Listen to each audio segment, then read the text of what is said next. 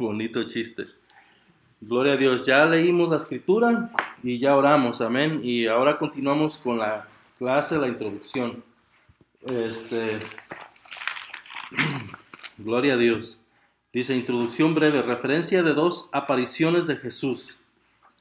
Es de alguna importancia advertir a los lectores que todo lo que sigue desde el versículo 9 hasta el final del Evangelio está muy diversamente atestiguado por los MSS. No sé qué quiere decir esa abreviación, hermanos, ¿verdad? Pero la quise escribir. La busqué en el libro y no la pude encontrar, pero gloria a Dios.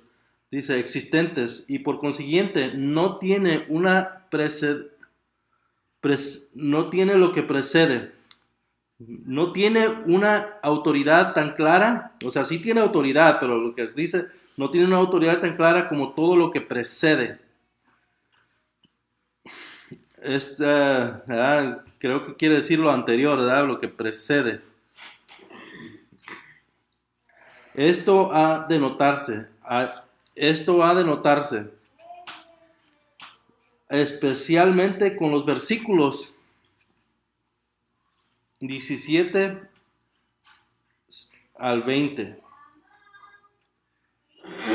sobre lo que muchos creyentes mal informados se confunden y crean confusión. Esa dice que es una nota del traductor, ¿verdad?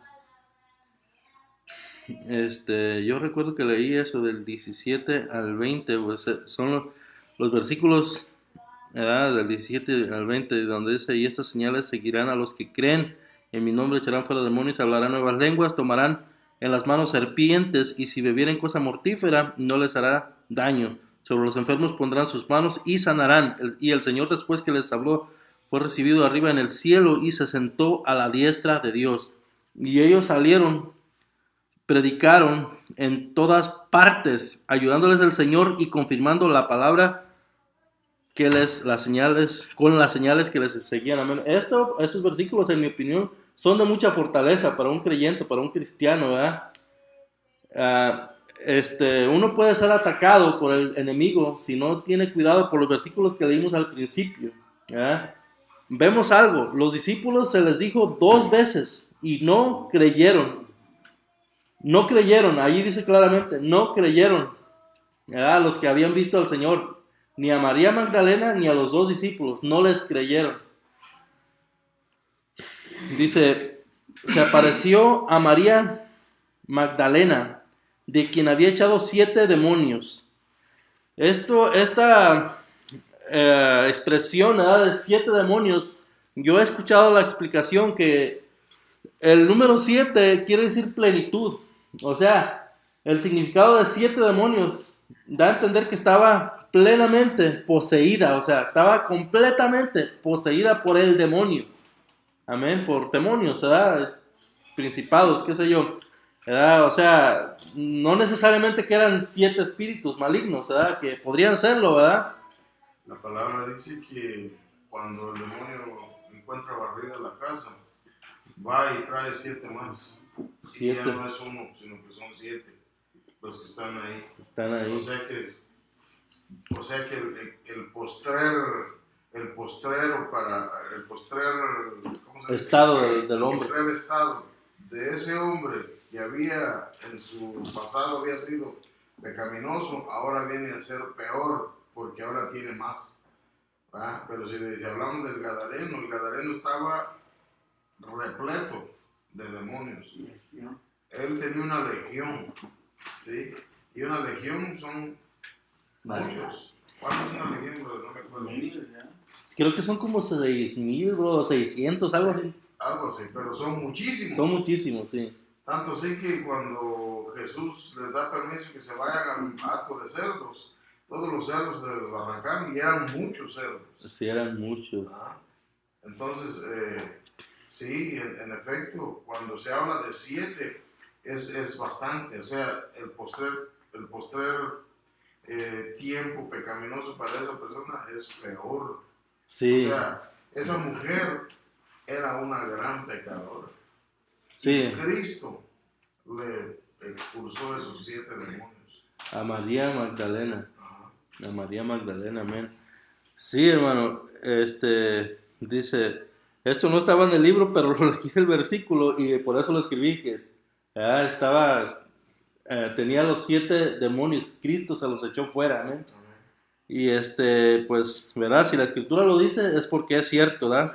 Y eso está en el versículo 9, dice, por Juan 20:14 sabemos que fue en el huerto de la que había arrojado, aquí hay en el huerto, y luego sigue parte del versículo, dice, de la que había arrojado 7 demonios, ella le amaba mucho, por cuanto era mucho lo que el Señor había hecho por ella. Vamos a comparar con Lucas 7:47, ¿verdad? Y como les había dicho anteriormente, en la computadora encuentro más fácil los más rápidos, 7:47, ya estoy casi ahí. Dice, por lo cual te digo que sus muchos pecados son perdonados, porque amó mucho, mas al que se perdona poco, poco ama. Amén. O sea, nosotros podemos entender, ¿verdad?, que esta María Magdalena amaba mucho a Jesús. O sea, después de que ella fue libre, tuvo una relación espiritual con él grande. Agradecimiento, sí, hermano. Ella, pues, fue liberada de esa vida, ¿verdad?, que ella tenía, ¿verdad? Bendiciones, hermano, Dios le bendiga. Y sí, ella, ¿verdad? Pues agradeció mucho al Señor.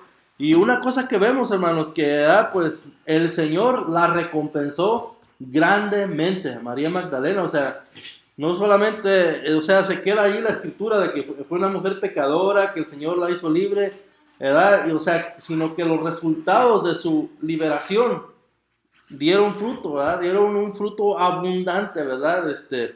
Con esto que sucedió en estos pasajes. Vamos a leer también Juan 20, amén. Juan 20:14, ahí nos da algo acerca de lo que se habló. A ver. Juan 20:14. Estamos en Marcos. Dice, y como hubo dicho esto, volvióse atrás y vio a Jesús que estaba ahí, mas no sabía que era Jesús. A ver, no sé si estoy mal en el versículo. No, está bien. Sí, pero Carlos Díaz, ¿no? Sí. Sabemos que fue en el huerto, ¿no? Yo leí otro, me parece, donde dice que fue en el huerto y como, y mucho que ¿por qué le había llevado? Debe estar cerca, dícele Jesús, pensando que era el hortelano, dice, Señor, ¿tú lo has llevado? Sí, yo creo que era el 15. Dícele Jesús, mujer, ¿por qué lloras? ¿A quién buscas? Ella pensando que era el hortelano, diciéndole, Señor, si tú le has llevado, dime dónde le has puesto y lo llevaste. Es un versículo que habla acerca de que era en un huerto, pues. Voy a regresar hasta el 12. No, no, a lo mejor no lo anoté bien, amén. Y proseguimos. Y Jesús le hizo este gran honor de ser la primera persona después de la resurrección que vio a Cristo. Vamos a ver 1 Corintios 15:5. 1 Corintios 15:5. Esto que aparece en este pasaje no aparece en ninguno de los escritos de los evangelistas, ¿verdad? De Mateo, Marcos, Lucas y Juan. Dice, y que apareció a Cefas y después a los 12. O sea, esto lo vemos que lo escribió Pablo cuando escribió la carta, es la carta 1 Corintios, 15:5, ¿verdad? O sea, cualquiera podría decir, esto se debió haber escrito en alguno de los evangelios o en los 4, ¿verdad? Que se le apareció a Cefas, que era Pedro, nosotros sabemos que era el mismo Pedro, Cefas, y a los 12, ¿verdad? Bueno, de los 12 sí está escrito, ¿verdad? Se les apareció puertas cerradas en los evangelios, ¿verdad? Pero me refiero, pues, que se le apareció a Cefas en particular, a Pedro, ¿verdad? No está escrito en los 4 evangelios, sino que está escrito en 1 Corintios 15:5. Amén. Aquí dice, el silencio de 1 Corintios 15:5 se explica por qué en aquel tiempo las mujeres no eran tenidas por testigos competentes. O sea, ese es un asunto importante, ¿verdad? Los discípulos, ¿verdad? Pues probablemente ellos creían que tenían razón con decir, ¿sabes qué? No te creemos. La mujer siempre era echada a un lado. No o sea, las discriminaban, las tenían como aún ya estando en el Evangelio. Había discriminación, pero Cristo les enseñaba. No, eso es lo que te enseña la Biblia, la verdad, que había discriminación hasta la fecha. Sí.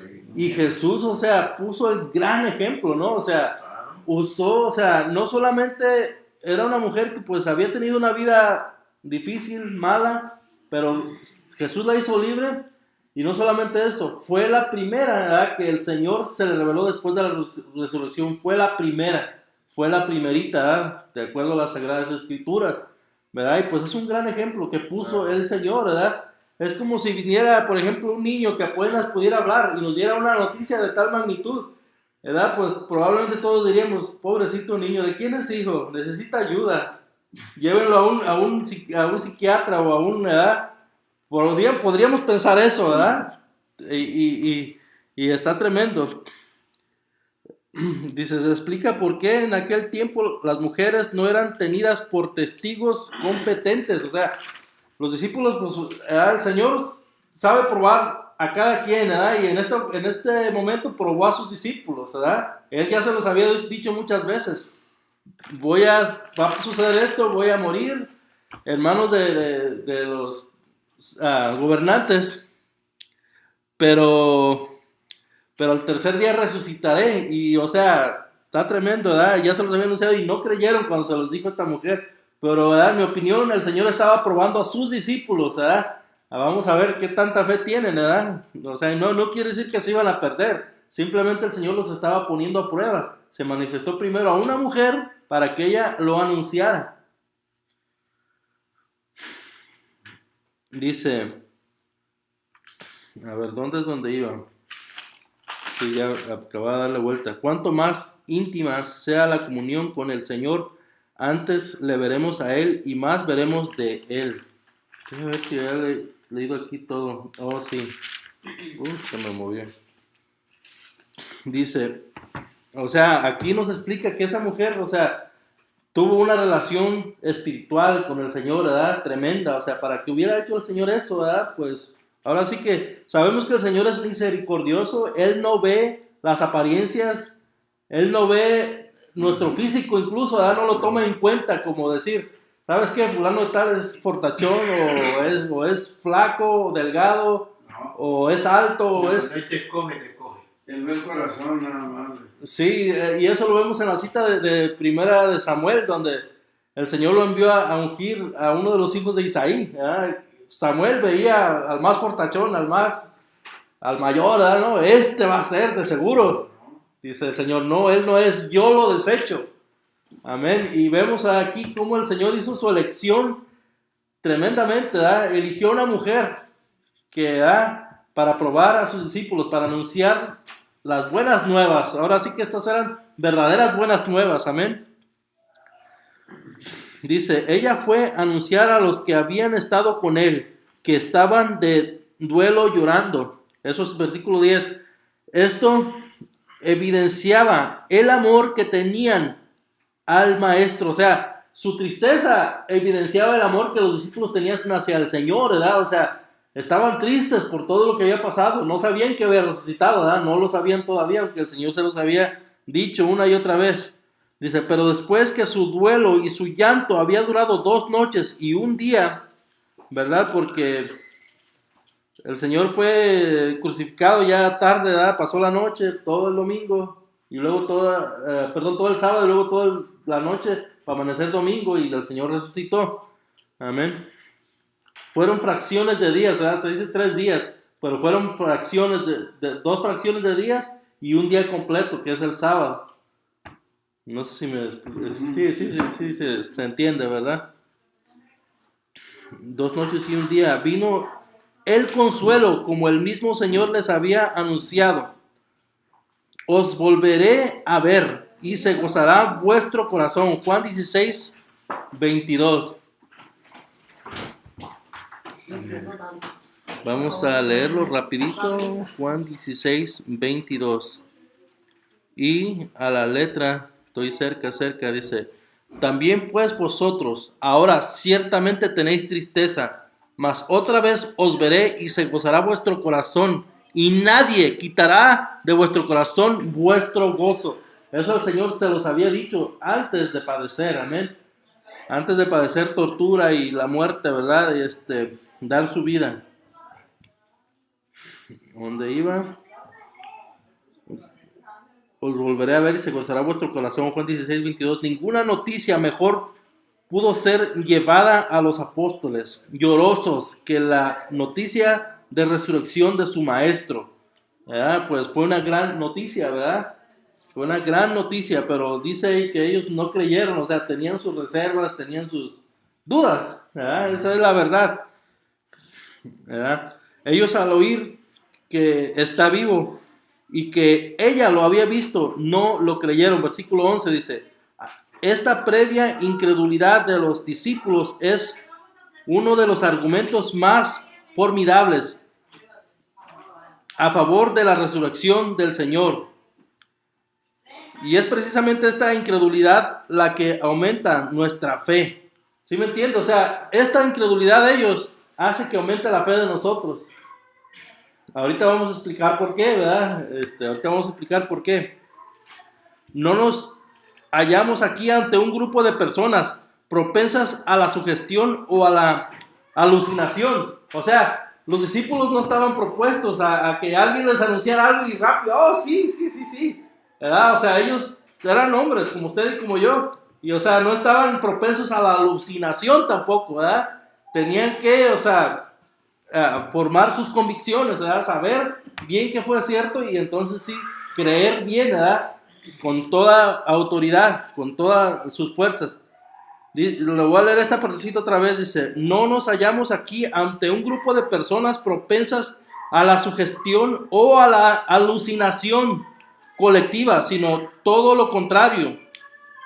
Los evangelios, los 4 evangelios nos han dejado un mensaje incontestable de que es incontestable de que los discípulos de Jesús no solo no esperaban la resurrección del crucificado, sino que ni siquiera la creyeron después de sucedida. Contra esta muralla, todos los argumentos de los incrédulos y de los teólogos liberales quedan triturados por los vientos. O sea,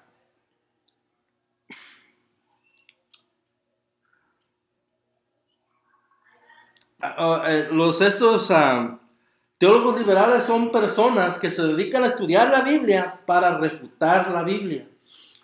Esos son teólogos liberales. O sea, cualquiera que estudia la Biblia es un teólogo, aunque no sea creyente, pero se le conoce como un teólogo liberal. Ellos no lo creen. No creen simplemente, o sea, ellos tratan de encontrar evidencias para hablar en contra. Tratan, pero no pueden, ¿verdad? Y es alguien que no tiene el Espíritu Santo. Exactamente. La leen, pero porque si uno habla con ellos dicen, no, yo ya he leído la Biblia. Viene siendo como los testigos de Jehová, no tienen el Espíritu Santo, de ninguna manera van a entender la Biblia. No, porque están atadas sus mentes principalmente. Entonces, claro, pero cambia cuando tenemos al Espíritu Santo. Los versículos tienen revelación, nos pegan y nos abren el entendimiento. Cuanto más la leemos, se nos va haciendo más rema la palabra de Dios. Sí, amén, así es. La palabra se nos revela. Por estar precisamente, como dice mi hermano, el Espíritu dentro de nosotros. La leo, uno, se fortalece nuestra fe y principalmente se fortalece nuestra fe y Dios nos da entendimiento de su misma palabra cada vez más. Es por ejemplo como todo el Nuevo Testamento. A ver. enseña que Jesús es Dios. Sí, exacto. Y los hermanos testigos ni siquiera entienden que, o sea, no es Dios. Sí, no entienden, pero si usted los lleva a Isaías, hay muchos pasajes. Pero me refiero a todo el Nuevo Testamento. Todo el Nuevo Testamento, pero incluso si nosotros leemos el Antiguo Testamento a profundidad, el Antiguo Testamento nos lleva a que Jesús, o sea, las profecías que fueron dadas, revelan que Él era Dios y que Él era desde el principio Dios fuerte, admirable. El carácter mesiánico ya del Antiguo Testamento ya se basa ya. Sí, Que lo dijo Isaías. Yo vi una película hace poco de la crucificación de Cristo, hace 40, y ya lo decía Isaías, ya, que iba a venir una persona así, Sí. 750 años antes. sí, Porque por el pecado de Adán y Eva, Dios estaba disgustado con eso. capítulo 53 de Isaías, creo que es el capítulo 60, versículo 1, donde dice que Él vino a vendar a los afligidos, a dar liberación a los... O sea, eso vino a ser Jesús. Yo he escuchado de judíos que dicen que si alguien nos dice que sana no es el Mesías, o sea, dicen así, pero eso no lo dicen a través de la Biblia, simplemente lo sacan de ellos, ¿verdad? Porque no quieren creer que Jesús es el Mesías, su Mesías, y Mesías de todo el mundo, ¿verdad? De los que le aceptamos, Amén. recibimos. Es tremendo, ¿verdad? Y Dios bendiga a los judíos, ¿verdad? No queremos decir, qué malos, ¿verdad? Sino que Dios tenga misericordia de ellos, amén. Y se alegran de haber crucificado a Jesucristo, el impostor. Sí, se alegran muchos. Hay muchos que no se les La dice. mayoría se alegran, tú dices Jesucristo y dicen no. ¿Cómo se les dice? No son liberales, sino que es lo contrario, son ortodoxos, ¿verdad? Radical. Radicales, sí, es cierto. Ellos, ¿verdad? Pues son tremendos, ¿verdad? Porque ellos están totalmente aferrados a la ley de Moisés. Y, ¿verdad? Amén. Vamos a continuar, hermanos. Dice, después de esto, fue manifestado bajo diferente forma a dos de ellos que iban de camino hacia la campiña, ¿verdad? Iban hacia un campo, era una aldea, ¿verdad? Nomás que aquí el libro no utiliza la aldea de Emaús, ¿verdad? Porque simplemente le pusieron la campiña, iban a un campo, pero era una aldea que se llamaba Emaús, eso dice en la Biblia. Dice, los detalles de este encuentro se encuentran en Lucas 24:13 y 55, no creo. A lo mejor escribí mal. 24:13. Sí, Lucas 24:13. Creo que escribí también algo mal ahí. Perdonen. No hay problema. Sí, empieza en el 13. Y he aquí, dos de ellos iban el mismo día a una aldea que estaba de Jerusalén, 60 estadios, llamada Emaús. E iban hablando entre sí de todas aquellas cosas que habían acaecido. Esta es otra versión que tengo aquí, hermano, y créanme que está complicado. Acaecido dice, y aconteció, creo que quiere decir acontecido, no sé. Acontecido es. Y aconteció que yendo, hablando entre sí y preguntándose el uno al otro, el mismo Jesús se llegó e iba con ellos juntamente.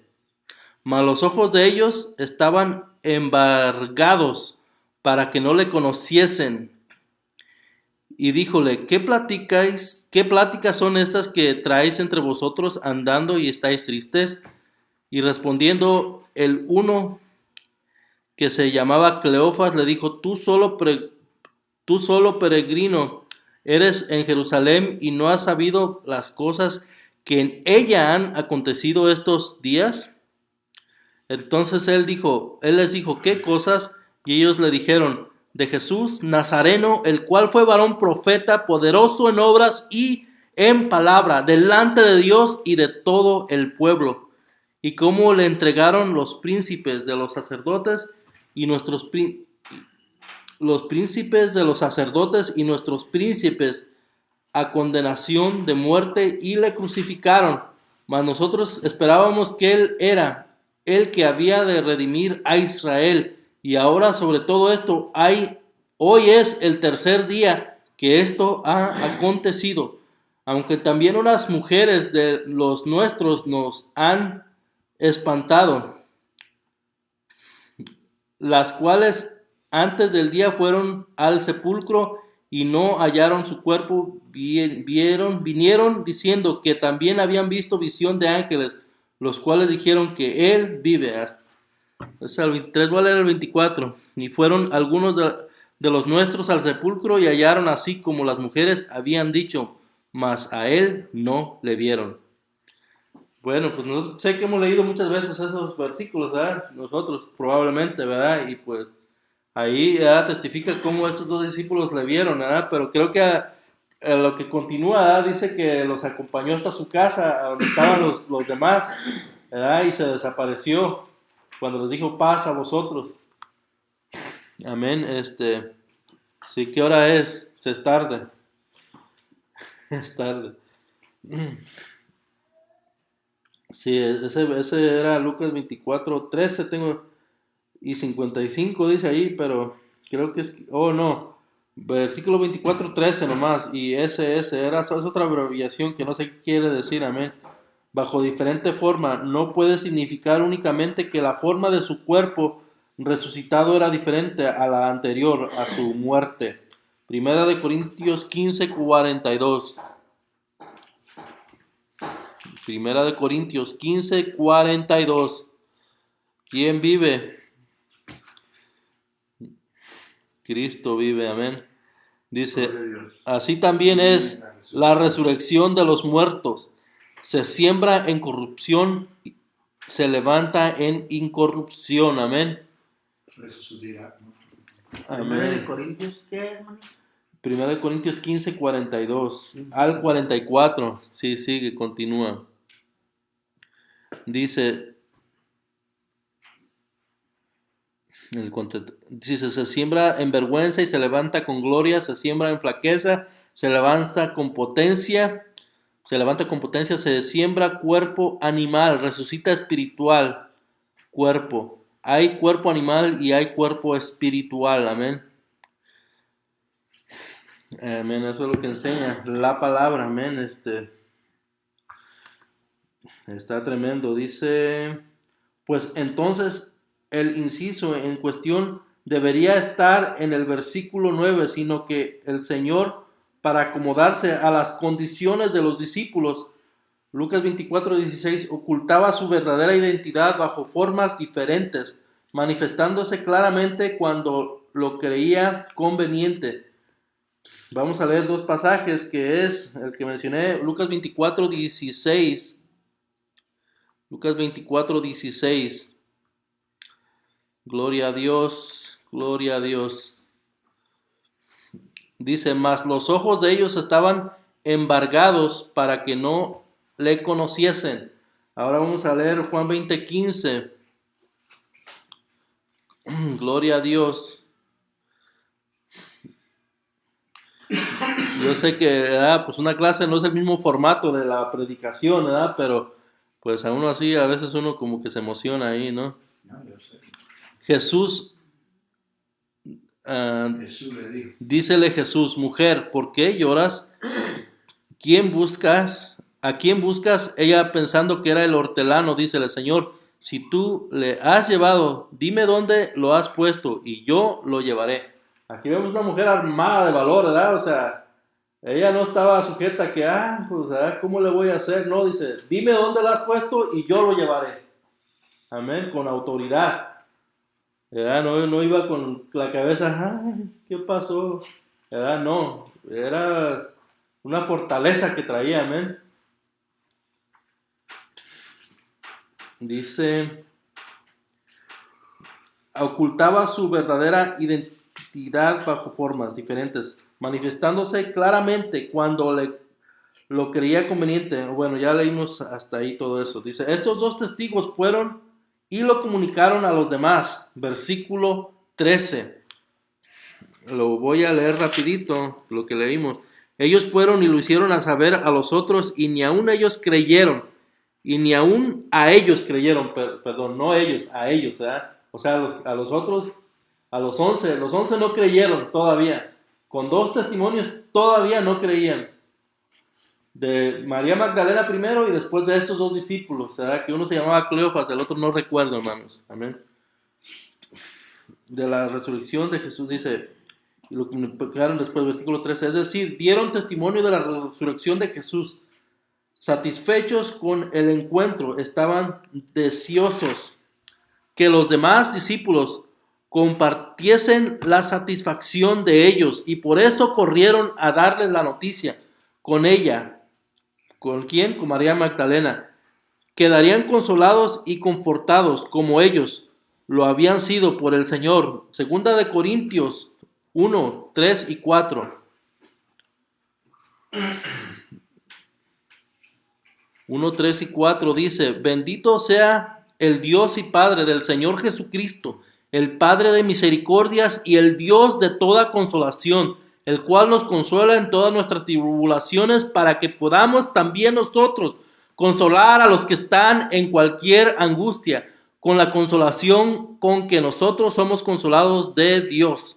Porque de la manera que abundan en nosotros las aflicciones de Cristo, así abunda también por el mismo Cristo nuestra consolación.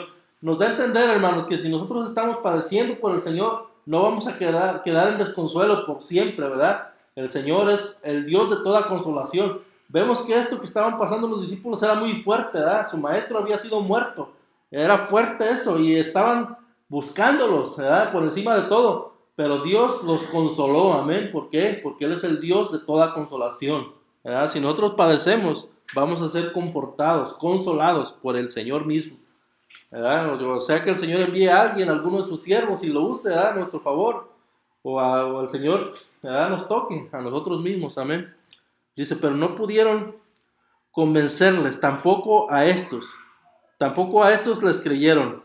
Eso es parte del mismo versículo 13. Como ya hemos insinuado, hubo una providencia especial de Dios en que las pruebas de la resurrección de Cristo fueron dadas gradualmente y admitidas así cautelosamente.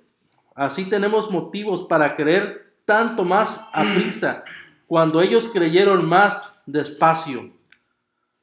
Si todos lo hubieran admitido enseguida, habrían sido tenidos por demasiado crédulos y su testimonio habría perdido contundencia, pero su previa incredulidad muestra que solo una perfecta convicción les indujo a creer. Amén.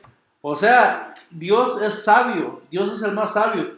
Por los discípulos no haber creído inmediatamente, enseguida, o sea, conforme se les fue presentando las pruebas, creyeron más sólidamente, ¿verdad? Porque si ellos hubieran creído la primera, ¿verdad? Pues cualquiera podría decir, débiles de mente, ¿verdad? Creyeron a algo que, ¿verdad? Cualquiera, bueno, no cualquiera, hay mucha gente en el mundo que dice que no es cierto, ¿verdad? Hay mucha gente, ¿verdad? Pero nosotros creemos que pues es el mismo poder de Dios que actuó, y ¿verdad? Por eso creemos también nosotros, amén. Y que Dios nos ayude, hermano, a mantenernos firmes, como el Señor le dijo a Santo Tomás: es más bienaventurado el que ve, perdón, el que no me ha visto, el que no miró y creyó. Amén. Amén, hermano. Pues aquí concluye nuestra clase. Acaba de sonar la alarma y eso indica que la clase concluye, ¿verdad? Y realmente terminamos ya. Vamos a orar para pasar al santuario. Pongámonos de pie y oremos. Gracias, Padre Santo, porque eres bueno, para siempre es tu misericordia. Gracias por esta clase, Señor, te adoramos y te bendecimos, Señor. Sabemos que tú estás presente en este lugar. Obra nuestras vidas, Señor Jesús. Cancelamos, Señor, toda obra del enemigo, Padre, que quiera atacar nuestras mentes, nuestros corazones.